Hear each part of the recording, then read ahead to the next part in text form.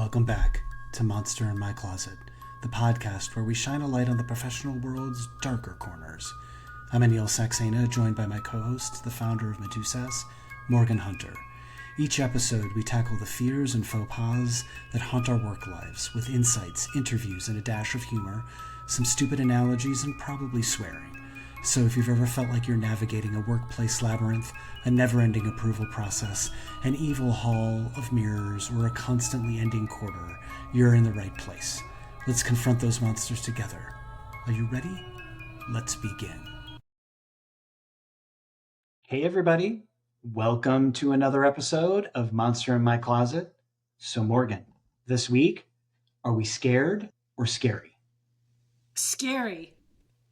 Do not move my cheese. Because people be upset about cheese moving. And let's just put it on the table that book was horrible, right? I mean, let's just be honest about that fact. Move My Cheese, bad book. Don't read it.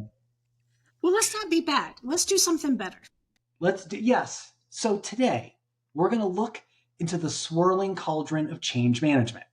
Despite understanding its necessity, why do so many organizations struggle to implement change effectively? From the psychology of resistance to the strategies that foster adaptability, this episode explores how leaders can not only manage, but champion change for sustained success. So 3 big things we want to talk about today. So we want to talk a little bit about this idea of the paradox of change, why businesses acknowledge the need for change, but often fail to act on it or even do it very well. The second is leadership in times of change, the role of leaders in guiding their teams through uncertain waters and with clarity and conviction, and celebrating wins and learning from losses, how acknowledging both successes and setbacks can reinforce a culture of growth and resilience. So, right, we've both been through tons of change. So in your experience, why do some organizations do it really well while others pretty much suck at it? I think that the organizations that suck at it are just lazy. So I'll give you an example. You had a girl child. I have a girl child. I don't know if you've ever had to get chewing gum out of girl child's hair, but there are essentially 2 ways you can approach that problem. One, change management approach is to take the hair and cut it off right above the chewing gum. Have a nice day, right? Very easy to implement. The other one is to do things like put peanut butter in it and massage it around for 3 hours and delicately comb it out. And it's a process and it takes work. I think change is like that. Like say, we'll just pull the Band-Aid off and we'll just do it and people have to deal with it, right? Well, no, they just don't want to tease out the change management process. And they just close their eyes and hope for the best. And it can be really disruptive, even if the change is a good one. That is such an interesting analogy because it's true. I think and there's so many other examples of that in my mind about how to go about doing the change or leading the change. I think the reality is that we live in a world where we're in a constant state of change. So I think that's one thing that we have to recognize as people and as organizations, that the reality is that one change just leads into another. So it used to be in the long, long time ago when you and I first started working, was that there was like you were going to implement a new software package and it was going to be this, we're going to implement it and then things are going to get better. And then we're going to go back to the way that not back to the way that it was, but it's going to go back to a sense of normalcy, right? You're going to be able to get back to work, quote unquote. But the reality is that even in those long time agos and now, that's not true. One change leads to another change. So you implement that software and now there's a new way of working. You can't go back to the old way of change, the old way that it was. Yeah. And I often wonder if organizations that are not good at change because they don't really understand it, right? Because it needs to be led and driven. And when leaders decide that there's a change, there needs to be a change, that's just the beginning for everybody else. right? So it's that Yeah. whole marathon analogy that, those elite runners are at the beginning when the gun goes off, they're running across the start line, and everybody else just realizes that there's a race and that the race is beginning. Yeah. I think it's an interesting phenomenon.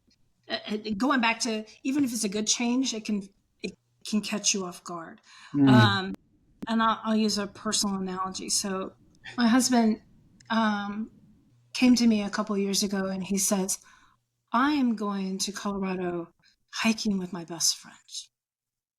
And I was like, what?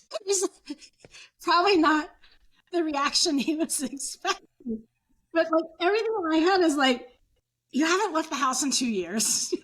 You don't currently work out. Trying to figure out how this became the thing that it was you wanted to do.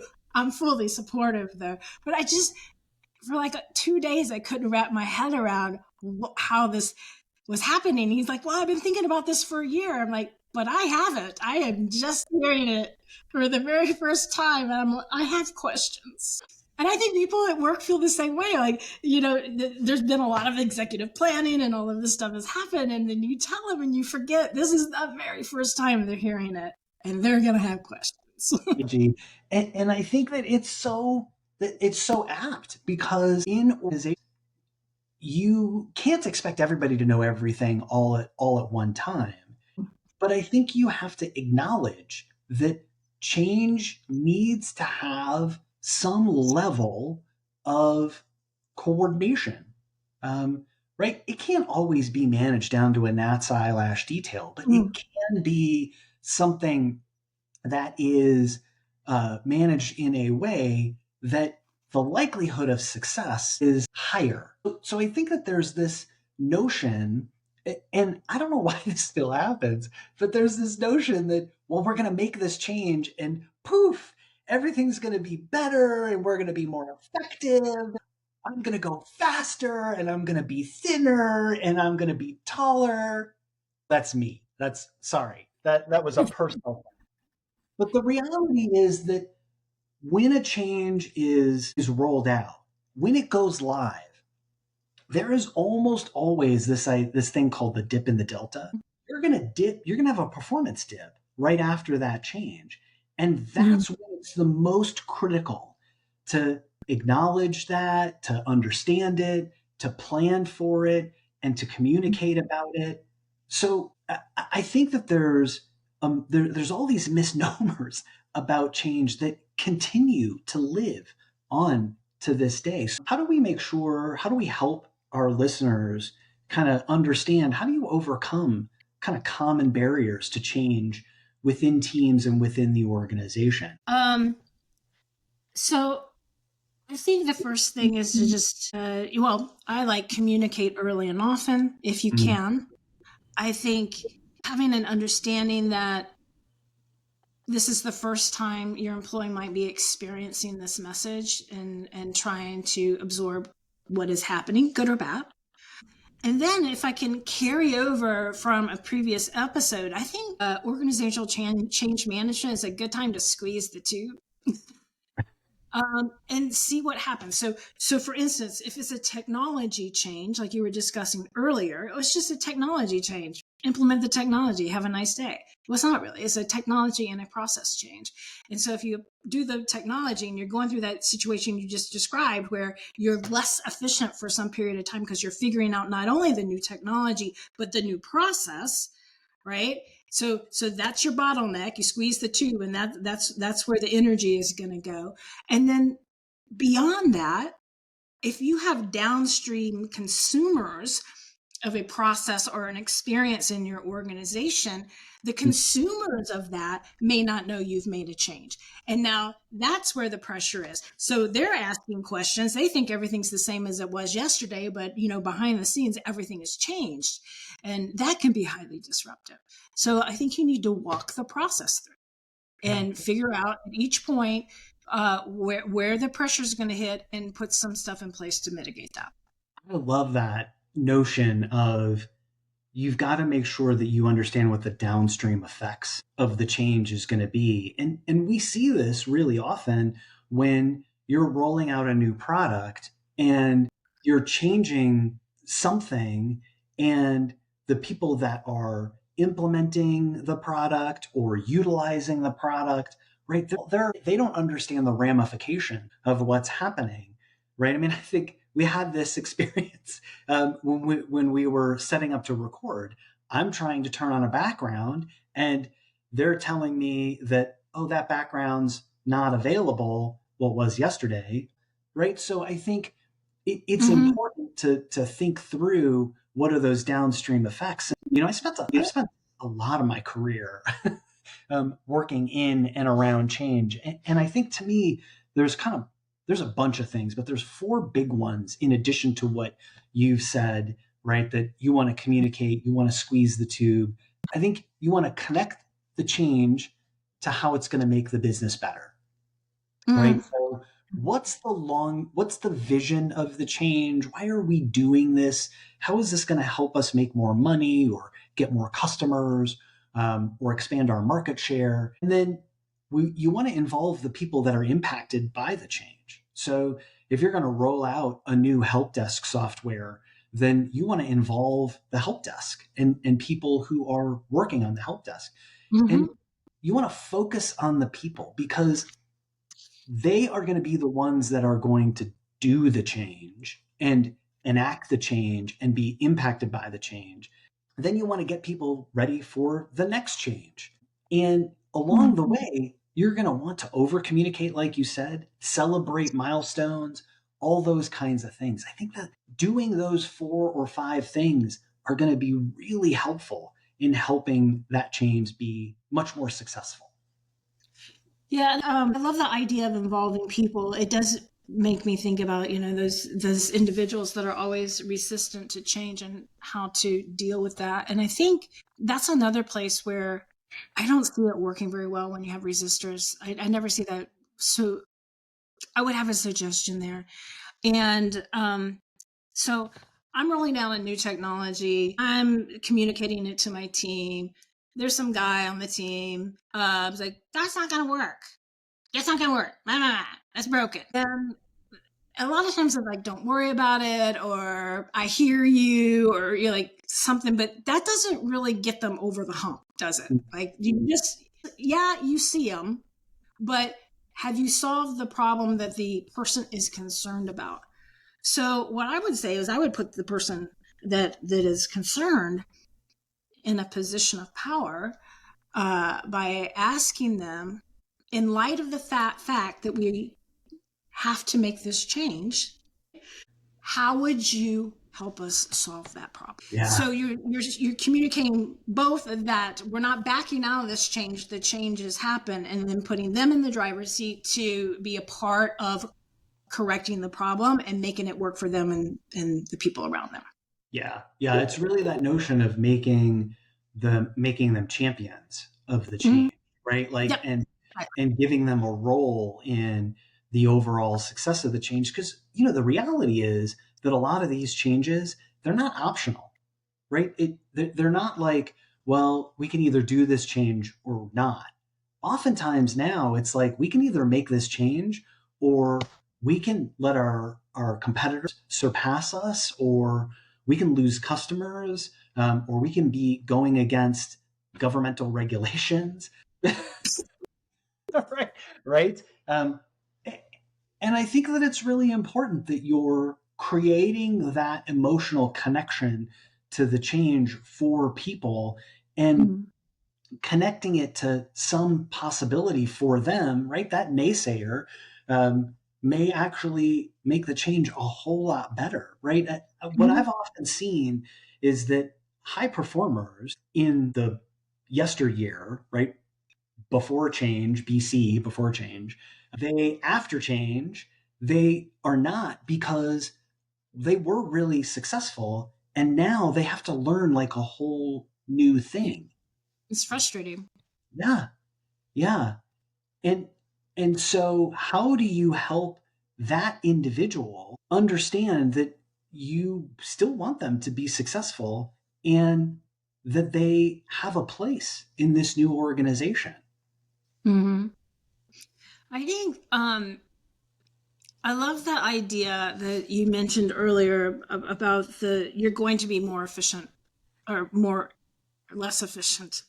Stop today.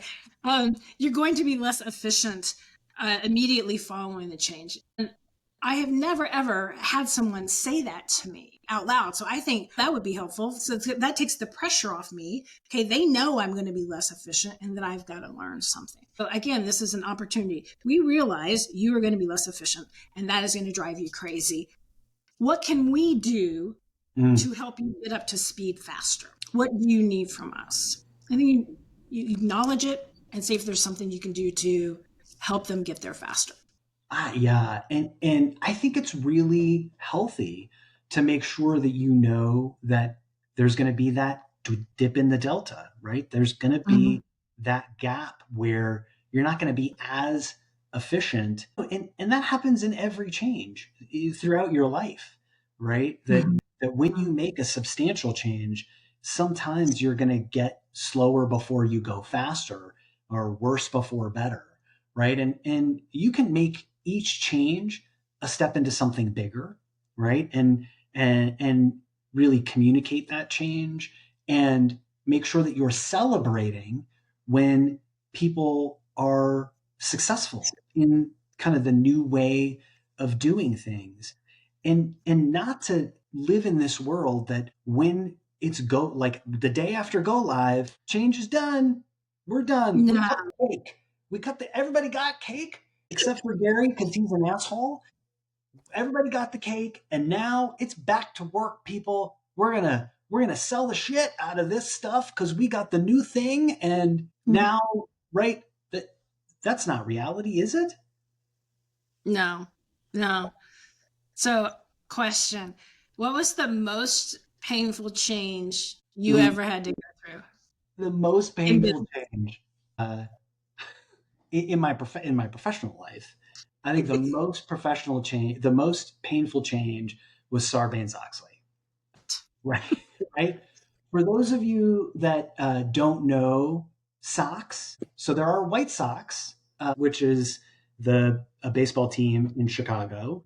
There is Sarbanes Oxley, which is Sox, right? And if you don't know what that is, there was a time where Enron did something super illegal, and their auditing firm, Anderson, which is no longer a thing, shredded illegally. And so the government said no to that. You will not be able to do that anymore. And if you do that and we catch you doing that, your CEO will go to jail. Um, They that's put every publicly traded company in timeout because of it. Yeah. That's like because they did that. Now you all get to do this. And I'll tell you the thing that because I was in governance, risk, and compliance already when that happened. So I mean, it hit hard. And when they came to me and they said, "Hey, there's this thing, Sarbanes Oxley, we've got to adhere to it," and I'm like, "Great, when do you need it?" And they're like, "Next week."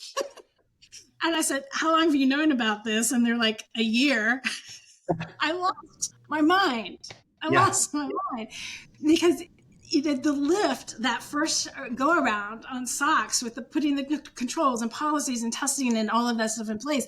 A week is not enough, and they literally locked 30 people in a room for 2 weeks, and we cranked out documentation, and I cried a lot.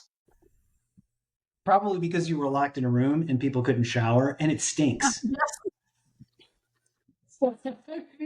Right? So it's such a good example because that's a change that it's like there's not an option.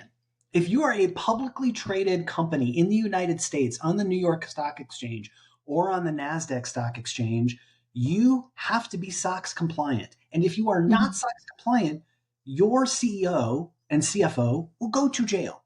Well, actually, they will never go to jail because they're rich. They will probably just get fined, and your accounting team will go to jail.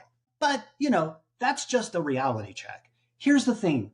When Morgan and I were working in the SOX world, right? We were working at different companies, but we both had this experience. And I think for me, the keys to success around a change like this is first to make sure that you acknowledged that it had to happen. But then you quickly shifted to this notion of, why is this a good idea? Why is this something that actually might make us a little bit more efficient, a little bit more effective, a little bit more, have the ability to sell more, be more reliable? You want to keep it really simple, right? Like, don't make the change complicated, keep it focused. You want to communicate at every step. You want to celebrate every milestone, get feedback once the change rolls out and acknowledge what things aren't working. And then you want to follow up after the change, right? Because after that first year of Sarbanes-Oxley, we actually had to do a lot and implement a lot of things to help it make it more successful, right? Yeah. So I think we've kind of beat the we beat the change horse to death here. Just one note, though, Yep. don't surprise change. I mean, the point of the Sarbanes-Oxley story for me is that the legislation was not a surprise, Right. right? It should not have been a surprise exercise. If they knew about it for a year, then we should have been afforded the entire year to work on a plan on how we're going to do this. Not Yeah, no, but I agree with you, and I think that that's that whole notion of making sure that you involve people that are impacted by the change, right? And Yep. and it's just it's healthy, right? To like you don't want to spring something on your kids about moving out of state on the Oh, day that the moving trucks get there. exactly. Right? It's that it's be a human being because change is hard, and we have to acknowledge we have to acknowledge we have to acknowledge that that's not a word. We have to acknowledge that people are emotional beings and they Mhm. are going to go through a process coming to grips with that change. And the faster that you realize that that's going to happen, the easier that it's going to be to deal with those emotions when they happen, because they will. Mhm. Right on. All right. So, any last words here about change before we wrap up, Morgan? Yeah, we've had lots of good suggestions. I will add one final note about the naysayers. I have traditionally, when I have a naysayer on a big change, I make it my life's work to convert them into a champion. Right? I don't.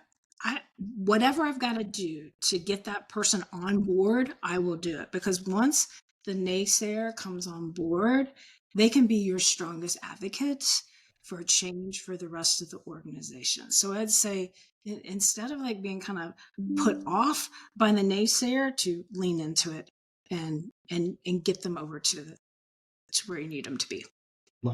Yeah, absolutely. And we'll add some additional things in show notes about books and other places to go and learn more about it. It is something that as an organization, you got to get good at, because if you're not, it's going to come back to bite you in the ass. All right, a couple Yes. things before we let you go. If you like this podcast, please rate it and review it and share it with your friends. If you don't like this podcast, why are you listening still? I don't understand how you got this far in the episode, but I'm glad you're here. And hopefully we can convert you too.